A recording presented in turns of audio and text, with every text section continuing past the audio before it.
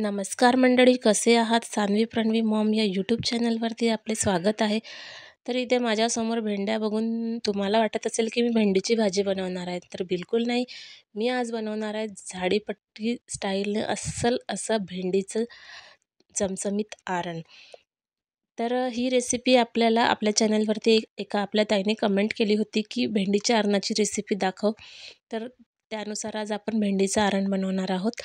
तर इथे सर्वप्रथम मी भेंडी धुवून घेतलेली आहे. तर आरणासाठी आपल्याला जरड भेंडी लागते, कारण जी कोवळी भेंडी असते ती शिजून जाते आरणामध्ये आणि आरण खायला तेवढी मजा येत नाही. तर आपण इथे जरड भेंडी घेतलेली आहे. आता ही भेंडीचे दोन्ही टोक कापून घ्यायचे आहेत आणि 2 तुकडे करून घ्यायचे आहे मधून, आणि चिरताना त्याला थोडासा असा एका भागाला उभा म्हणजे असा कट द्यायचा आहे. बघा याप्रमाणे असा कट द्यायचा आहे, म्हणजे आपल्याला भेंडी कीडक आहे कशी आहे ते पण म्हणजे बघता येते. यासाठी आता मी तुम्हाला साहित्य दाखवणार आहे. साधा कांदा घेतलेला आहे, पातीचा कांदा घेतलेला आहे. पातीचा कांदा असेल तर खूपच छान लागते आरण. हिरव्या मिरच्या, टमाटर भरपूर असा आणि कोथिंबीर. या ठिकाणी तेल तापलेलं आहे आपलं. आता यात जिरे आणि लसणाच्या पाकळ्या घालून घेऊया. कांदा घालूया, पातीचा कांदा घालूया. हिवाळ्याच्या दिवसात हे भेंडीचं आरण खायची मजा खूप वेगळीच असते. 2 घास जास्तच खाल्ले जातात भेंडीच्या आरणासोबत.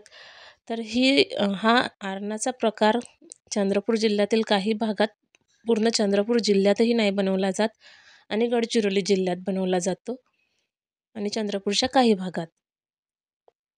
मिरच्या घातलेल्या आहेत हिरव्या. टमाटर घालून घेऊया आणि छान शिजू देऊया.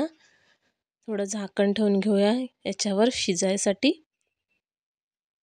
तशी ही रेसिपी, हे आरण बनवायला जरी सोपं वाटत असेल आणि म्हणजे बनवतानाही जरी सोपं वाटत असेल, पण आरण बनवता बनवता कधी त्याचं बेसन होईल काही सांगता येत नाही. भरपूर लोकांना हे जमत नाही.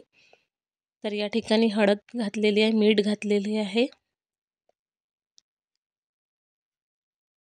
आता या ठिकाणी आपण 3 ग्लास, आपलं जे ग्लास असते पाणी प्यायचं त्या साधारणवाला, तर त्याच्याने आपण 3 ग्लास पाणी यात टाकणार आहोत आणि आता भेंड्या घालून घेणार आहोत.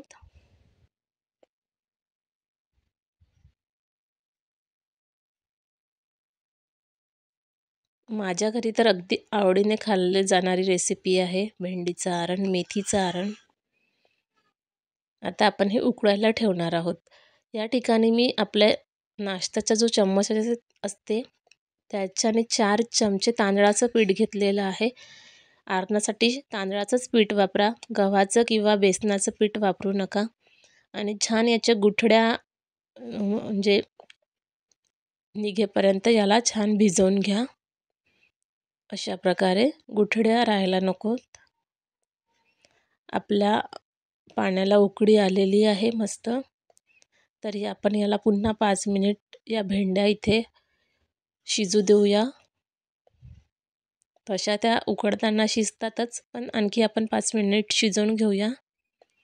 आणि आपल्या भेंड्या हे 5 मिनिट झालेले आहे. आणि आता जे तांदळाचं पीठ भिजवलेलं आहे आपण ते चमच्याने असं टाकून घेऊया. हे टाकताना गॅस थोडा मोठा ठेवा, म्हणजे पाण्यामध्ये पण त्याच्या गुठळ्या होणार नाही.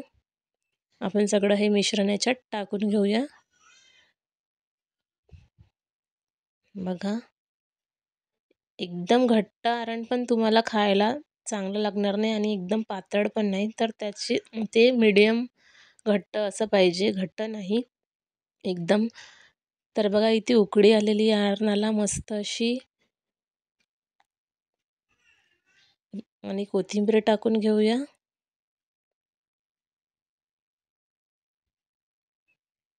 तर आपला आरण तयार आहे मंडळी. बघा,